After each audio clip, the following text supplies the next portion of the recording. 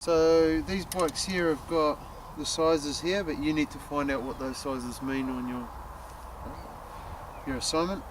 So the seat post or the stem will have a size on it, and all bikes are normally sized depending on your height.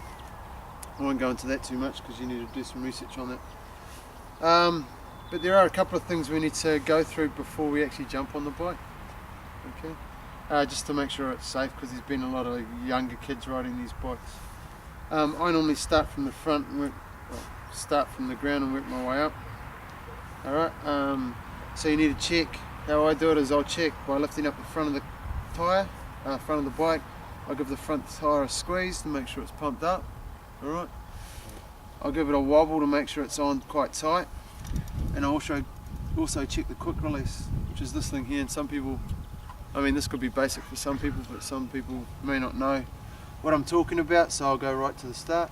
So this is a quick release. Alright, if it's out like that, when you go to wobble your tyre, it's going to be loose, and you can see that the quick release is sticking outwards.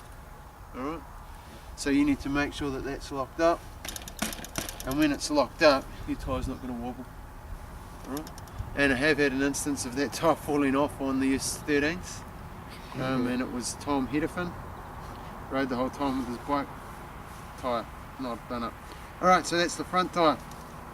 Back tyre, you do the same thing, lift the bike up, give your back tyre a squeeze. You can see this one's a bit flat.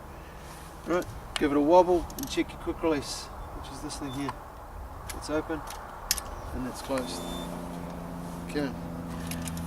Also need to check the tread on your tyres. Okay, not so much on the outside of them, but on the inside, on the centre of the tyre. You need to also check these ones are getting a bit worn. They may need to be replaced.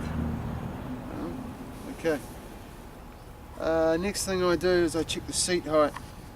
Now ideally you want the seat height up to about your hips. Okay.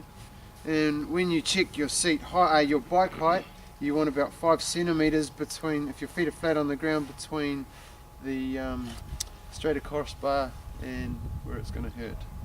Okay, so you want about 5 centimetres between you and that, and that's roughly the right size. But on here I'll tell you the correct size for your height if you look at it on the internet. So the seat needs to be up about your waist height. As you can see, this bike must be a little bit too small for me because the seat post is up quite high, and what we've found is we actually start bending these, so you just need to be wary of that.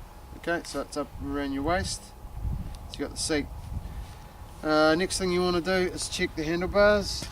Okay, I normally clamp my hand in the front, the front tyre between my legs at the front, and I'll give it a wobble to make sure that this handlebars aren't loose.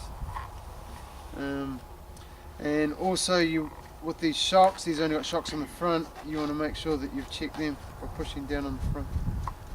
Make sure they work properly. Last thing you want to do before you get on is check the front and the back brakes, and I do that, pushing it forward, locking on the front brake, making sure that it's stopping you, and then checking the back brake. Okay, pretty self-explanatory. And I get my 7 and 8s, they go, oh, my back brake's not working, it's not stopping me, but it's because they haven't got weight on the back. Okay, thanks Tom.